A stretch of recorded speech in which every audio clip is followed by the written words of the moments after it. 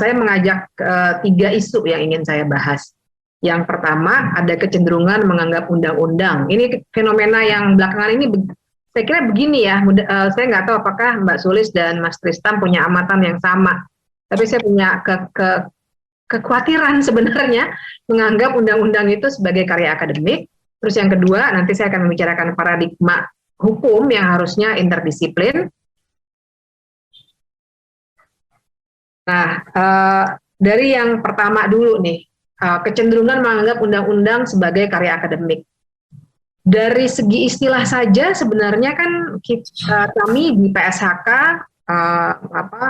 juga sudah gelisah sejak awal-awal reformasi lah, 2004, sejak ada Undang-Undang 10 2004 tentang pembentukan peraturan perundang-undangan, karena yang digunakan adalah istilah naskah akademik. Tapi nggak terlalu gelisah, karena kami berpikir, oh baiklah, mungkin ini sekedar menamai suatu dokumen yang kami pikir baik, karena memang semua kebijakan harus ada policy papernya, jadi nggak ngarang-ngarang pasal 1 apa, terus cari ilham lagi pasal 2 apa, tapi ada basisnya. Jadi apapun namanya ini baik. Waktu itu kami gelisah sedikit, tapi tidak terlalu mempersoalkan. Yang penting ada policy paper yang diberi nama dalam konteks Indonesia naskah akademik. Nah, tapi lama-kelamaan ini kegelisahan saya belakangan ini yang makin gelisah, karena lagi sering diundang juga untuk membicarakan soal perubahan undang-undang pembentukan peraturan perundang-undangan pasca undang-undang cipta kerja dan lain sebagainya, yang semakin lama semakin berat aspek teknokratiknya. Jadi yang saya maksud dengan aspek teknokratik, Ibu dan Bapak sekalian, supaya kita on the same page, pemahamannya sama, yang saya maksud itu, jadi substansi dari suatu undang-undang tidak terlalu dibahas secara mendalam, tapi perumus itu lebih fokus pada tahapnya bagaimana. Berapa ahli yang diundang? Ahlinya doktor semua atau bukan? Ada berapa guru besar? Apakah sudah datang ke kampus-kampus? Tapi persoalan apakah ada kelompok disabilitas yang diundang misalnya, itu nggak ada dalam imajinasi kebanyakan perumus undang-undang. Apakah ada kelompok-kelompok kepentingan seperti misalnya perempuan dari masyarakat adat misalnya, juga nggak masuk imajinasi tentang perumusan undang-undang, misalnya ketika membahas undang-undang tentang ibu kota negara misalnya. Banyak contoh lainnya, tapi saya jadi teringat ibu kota negara karena berbicara masyarakat adat ya, yang benar-benar ditinggalkan itu waktu undang-undang ibu kota negara yang dibuat hanya dalam waktu kurang dari sebulan. Nah, padahal kan jelas bukan. Legitimasi undang-undang, sandarannya itu bukan otoritas keilmuan, tapi sebenarnya sandarannya dulu ya, bahwa harus ada substansi yang baik yang akan diwarnai oleh orang-orang yang punya otoritas keilmuan, ya. Tapi sandaran legitimasinya, validitas suatu undang-undang, itu letaknya pada legitimasi politik landasannya. Jadi dengan begitu yang ingin saya katakan adalah akhirnya karena ada kecenderungan menganggap undang-undang sebagai karya akademik, aspek politik dari pembahasan undang-undang itu dianggap dipinggirkan oleh perumus yang teknokrat. Sementara ketika masuk ke meja politisi, nggak ada urusan soal-soal yang sifatnya akademik. Mau pakai data secanggih apapun, pada akhirnya kepentingan yang akan dinegosiasikan ketika sampai di meja pengambil keputusan. Jadi ibu-ibu dan bapak-bapak dan kawan sekalian, kita memang harus membedakan antara pengambil kebijakan, anggota DPR dan pemerintah, itu pasal 20 Undang-Undang Dasar kita memang bilangnya begitu, tapi memang yang biasanya bikin rumusan, membuatkan naskah akademiknya, bikin penelitian dulu, itu adalah staf tersendiri. Ada peneliti, kalau di DPR itu ada badan keahlian namanya, ada yang jabatan fungsionalnya, kalau dalam tata birokrasi kita ya, jabatan fungsional istilahnya, ada yang peneliti, sekarang diganti ya, jadi analis legislatif namanya, nomenklaturnya diganti karena ada BRIN sekarang. Kemudian ada perancang atau yang legislative drafters.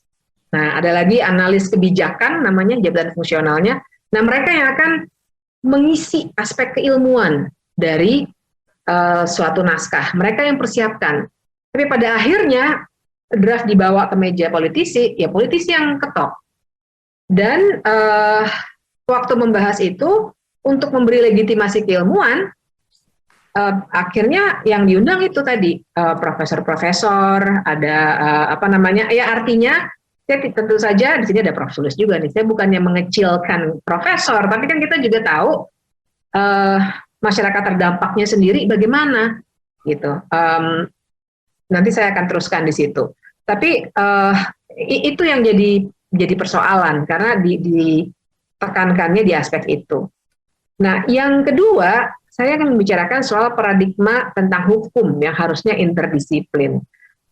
Saya keluar dengan isu besar ini karena ada kegelisahan juga bahwa sewaktu kami ada beberapa kawan yang mendorong reformasi KUHP ini, pada beberapa pasal sampai pada suatu titik di mana negosiasinya, jawabannya begitu, yang itu tidak bisa kami lepas karena itu bikinannya Prof. A, karena itu warisannya Prof. B, karena itu dulu Prof. C yang bikin.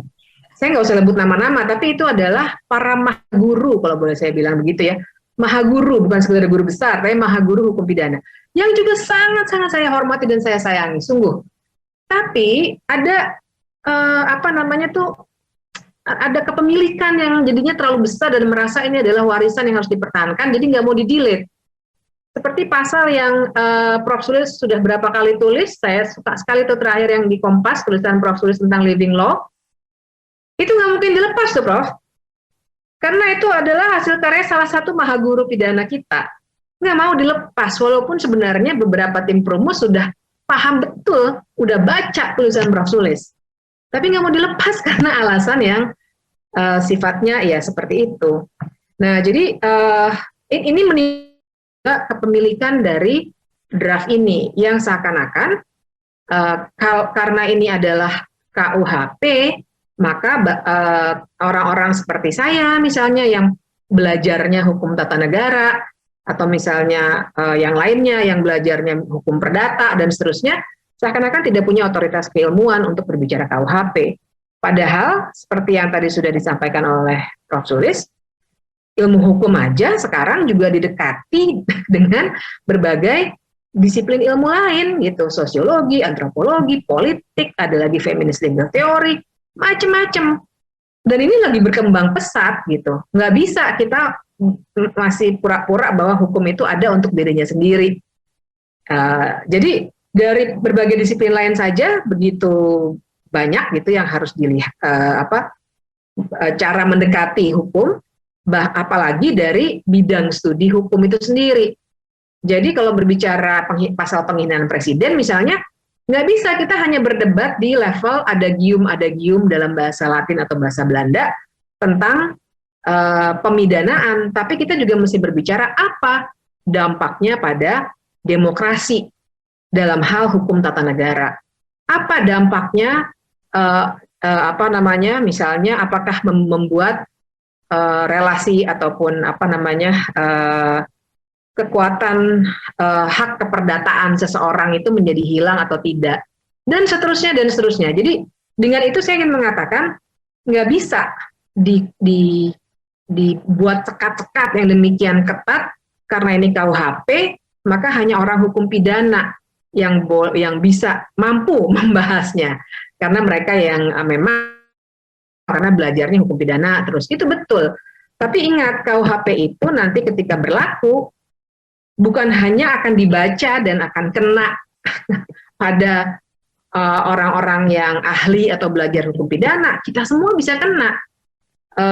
Siapapun, tukang warung, tukang beca, pendaki gunung, semuanya yang nggak pernah belajar hukum bisa kena karena ini hukum pidana gitu. Jadi didekatinya harus dari berbagai aspek.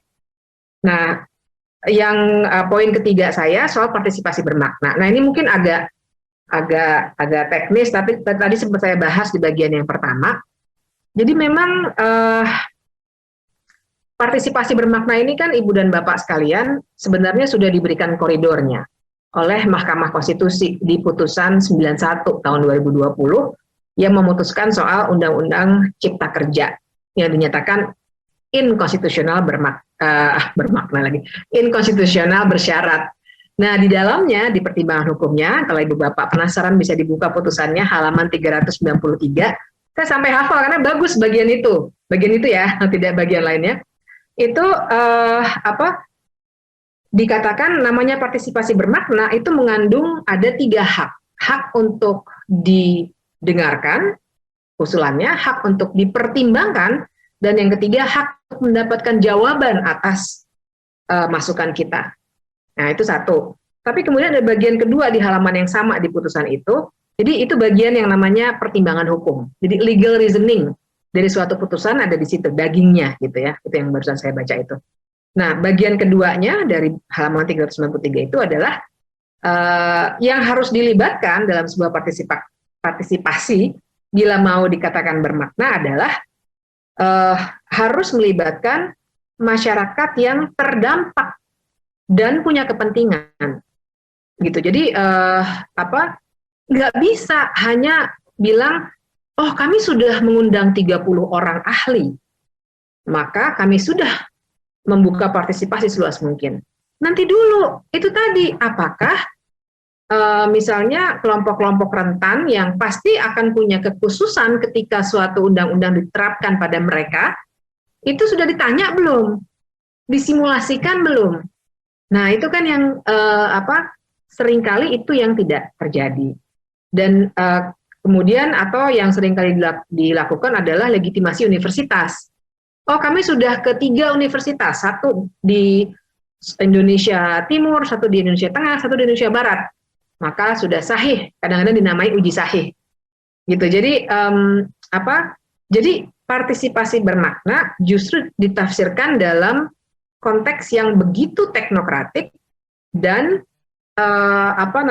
dan sangat teknikal. Ya, bermainnya di soal berapa profesor yang diundang gitu-gitu ya. Berapa kali konsultasi publik, berapa orang yang datang dalam satu konsultasi. Esensinya itu sendiri misalnya apakah masukan yang diberikan itu dipertimbangkan sama sekali nggak sih? Jangan-jangan benar-benar oke, manggut-manggut silakan pulang terus dibuang.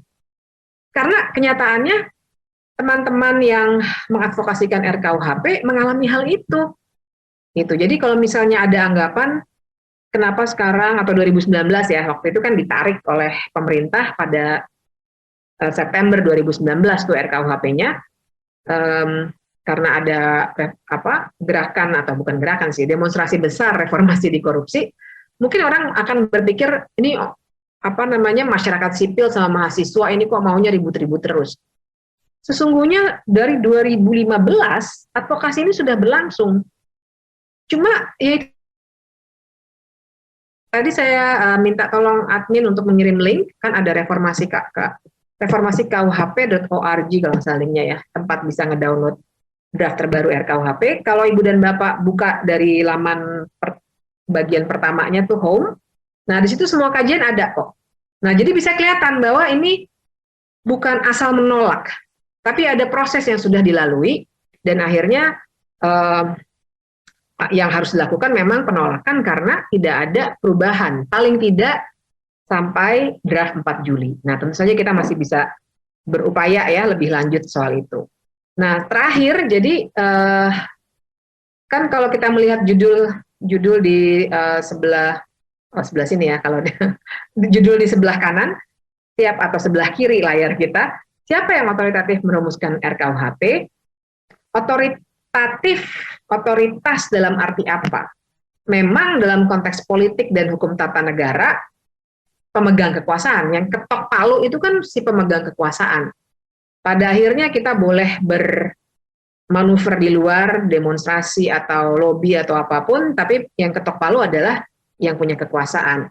Tapi kan dalam konteks constitutional values, kan hukum itu nggak bisa hanya dilihat pasal ya. Kalau hukum hanya dilihat pasal, ya inilah jadinya kita sekarang punya legalisme otokratik sebenarnya. Dalam konteks constitutional values, penguasa yang etis, dia akan membuat undang-undang dengan proses yang deliberatif. Gitu. Jadi Kalau otoritas hanya dianggap sebagai otoritas politik, maka jawabannya lugas. Siapa yang punya otoritas? Menurut pasal 20 Undang-Undang Dasar 1945, DPR dan pemerintah.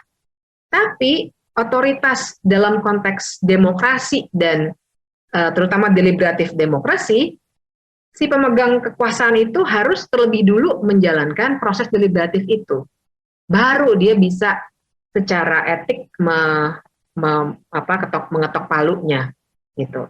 Nah, tapi pada akhirnya siapa yang sesungguhnya punya otoritas dalam arti punya suara melalui proses deliberatif tadi untuk membentuk suatu undang-undang dalam sebuah negara hukum, sebenarnya tuh kita warga gitu. Nah, caranya, mediumnya adalah proses deliberatif itu. Karena demokrasi perwakilan itu udah berkembang dari sejak 300 tahun yang lalu tuh tidak seperti itu lagi karena kita udah perkembangannya semakin luas.